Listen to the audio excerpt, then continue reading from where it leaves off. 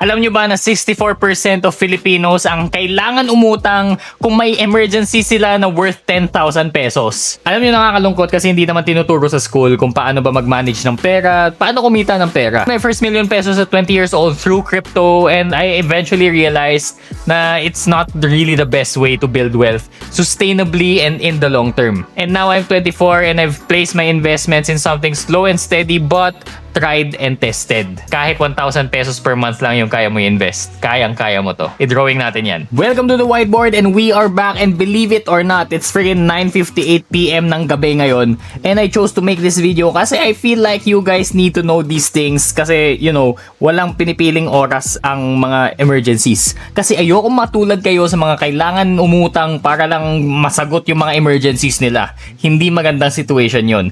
Kaya this is not just about building wealth, but building a comfortable future for you guys. And no, I am not selling you guys anything, hindi to networking. I'm just genuinely trying to help with what I know. I made my first million pesos at 20 and 24 na ako ngayon, and medyo comfortable naman. Okay? Now, when it comes to building wealth, meron tayong tinatawag dito na financial planning pyramid. Okay? The first step of this, itong pinakamalaking most important, is protecting your wealth. Kasi paano ka magbibuild ng wealth kung wala kang pera to begin with, di ba? Now, that includes yung mga insurance, mga emergency funds, and debt management. Sam, what does that mean? Ano ang emergency fund? Emergency fund meaning, again, I've told you guys this on all of my videos, 3 to 6 months worth of expenses, of living cost. So yung pambili mo ng pagkain, pambili mo ng shelter, ng clothing, ng tubig, ng bills, yan ang emergency fund mo. Bakit? Kasi when it comes to emergencies, walang pinipiling oras yan. Knock on wood. Okay? Kailangan mo ng emergency fund. For example, mawalan ka ng work. What if wala kang emergency fund? Then basically, you'd be homeless by the time na mangyari yon. Wag naman sana. So you need leeway to find a new job or to find money basically. So 3 to 6 months worth of funds. Next is yung debt management.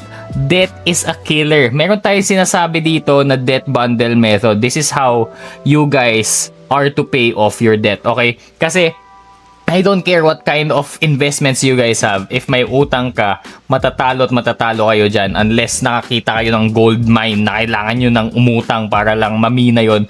Pero most of the time, that's not what happens. And you know what's worse? Kapag umutang kayo para magsugal, sira ulo ba kayo? Huwag nyong gagawin yun. Okay? Meron tayong debt bundle method dito. Bayaran nyo muna yung pinakamalaking interest. For example, may credit card ka, tas yung per annum yan, 42%, which is not rare when it comes to credit cards. Kaya nga sinasabi nila, huwag kang kukuha ng credit card kasi nakakamatay yan. Pero ang totoo niyan, kung hindi ka lang marunong mag-manage ng credit card nyo, dun ka lang mamamatay. Kasi credit cards are good. Okay? That's how you build points. That's how you build basically free money kung nagkaka-points ka or credit score, 'di ba? Para mapag-better loan ka kung bibili ka ng bahay or ng kotse. Pero when you don't know how to manage your money, if ganyan yung interest niyan tas hindi mo pala kaya bayaran, you're gonna kill your wealth here, bro. Huwag mong gagawin yan. Next is yung mga personal loans. Compute nyo lang kung ano yung mga utang na meron kayo and bayaran nyo siya one by one, and make sure before you guys start investing is wala kayong utang at all. Okay? Wala kayong utang at all. Now, I'm telling you this, if you're a teen, if you're a young adult and wala kang utang, consider yourself lucky and blessed kasi you're in a better spot than most of the people who are older than you, who are older in their careers, kasi ikaw mismo walang utang. Wala akong pakialam kung maganda yung kotse nung mas matanda sa'yo, lubog naman sa utang yan. So, it's good that you're in a clean slate, okay? Next is wealth accumulation. Okay, protected na yung wealth mo, may emergency fund ka na, may mga insurance ka na. You don't need the best insurance, by the way. Just get something simple, covers your basic needs and basic emergencies. And then, wala ka ng utang. Next, you can focus on accumulating your wealth. That means investments, yung retirement fund mo, yung personal savings mo, and yung educational savings ng anak nyo. That's when you can start doing this. And finally, if once you have enough wealth, you can then distribute it. Mag-diversify ka into real estate, get some businesses going. Pero that, a lot of people will never reach that or won't even need that if your investments are good to begin with. Next, what are you supposed to be careful of? Lifestyle creep. Wala akong pakialam kung magkano yung sweldo mo. Kung ang mamahal naman ang binibili mo, wala ka din naiipon. Tignan mo yung kape mo, Starbucks ka ng Starbucks. Kada pasok mo ng office, wala ka na naiipon. Isang 150, mura pa yan sa Starbucks. Hindi ka pa nga makabili ng freaking kape niyan. Tsaka lang yan. Yun nga lang in-order ko pag Starbucks, but you will never see me buy coffee from Starbucks or some other coffee shops. 200 pesos for a cup of coffee, may libreng kape naman sa office nyo. Pinagloloko nyo ba ako? Okay. Next is GrabFood. My gosh, brother man.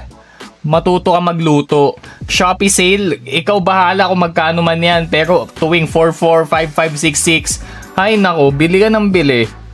Save money. Hindi mo kailangang bilhin yan. Next is yung mga subscriptions mo. Netflix, hindi ka naman nanonood. Spotify, valid yung Spotify. I have Spotify.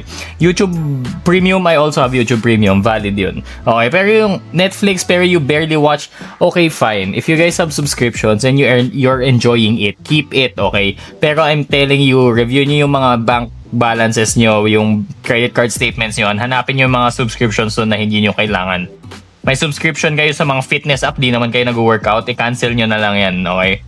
Next is travel hiking. Okay, from time to time, sure, why not? Pero every week, gumagala ka, kumalma ka naman, matuto ka mag-ipon, hindi ka na nga nakakain, gumagala ka pa. So yan yung kailangan nyo i-check, yung mga lifestyle creep nyo. Tuwing tumataas yung sweldo mo, dapat hindi sumasabay yung expenses mo na tumataas. Sweldo mo ganyan, dapat yung expenses mo stagnant lang. Okay? This is how you save money. This is how you learn how to invest. Next is pag mag-iipon kayo, lagyan nyo ng kaunting muscle.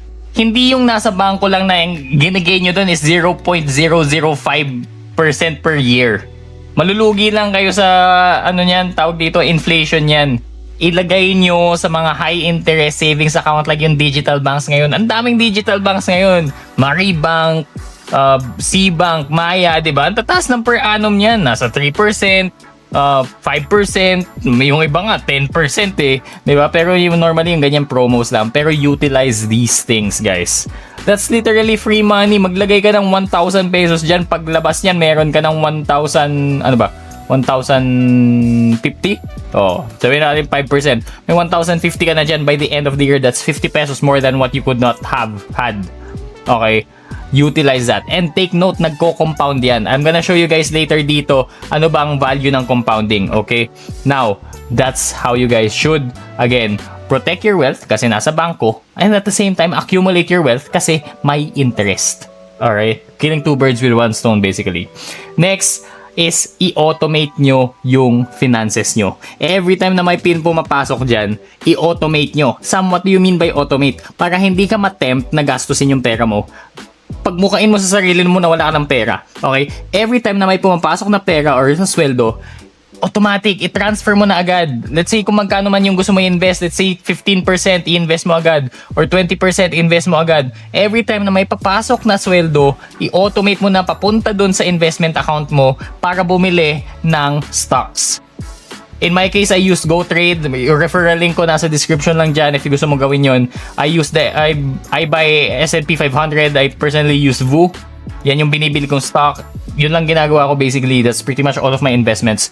I also have something sa IBKR, Interactive Brokers, pero it's a bit harder to use. So if I were to begin investing again, I'd probably just use GoTrade, especially if under $60,000 lang naman yung invest ko. Of course, i-automate mo din na automatic. If wala ka pang emergency fund, ilagay mo na agad yan sa digital bank. Automatic. For example, yung sweldo mo pumapasok sa RCBC.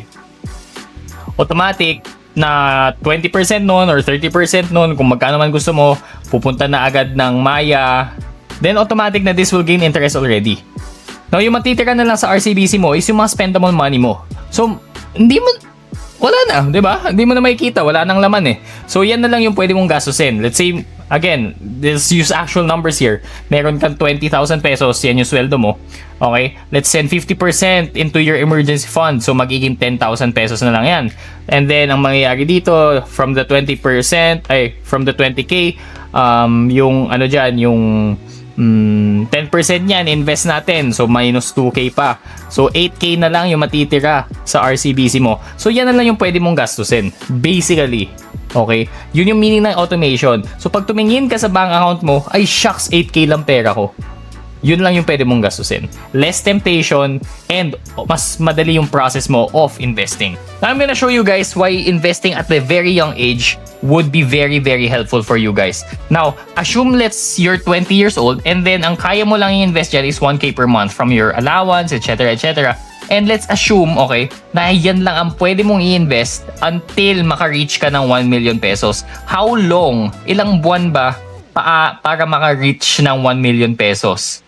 Kung inipon mo lang ang 1K per month, tapos gusto mo maging millionaire, that's gonna take a very, very long time. Basically, it will take you 1,000 months. Pero, look at this. Since i-invest mo, let's say sa S&P 500, ang average return ng S&P 500 is around 10% per year. Now, let's not include taxes and other transaction fees and etc. Pero historically, around 10% per year ang gain nun. Now, let's compute it over here. So, 1,000 pesos per month, 24 years lang, meron ka ng 1,061,000 pesos. 62,000 pesos na nga actually. Ignore this dollar, pesos yan, okay?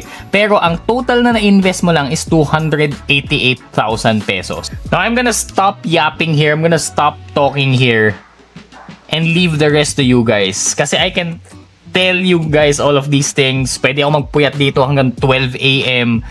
Pero kung wala kayong action sa utak nyo, wala rin mangyayari. I'm just sharing what I know. Do your own research, pero with my passion and with my heart, trying to help you guys build a better financial future for yourself and for your family.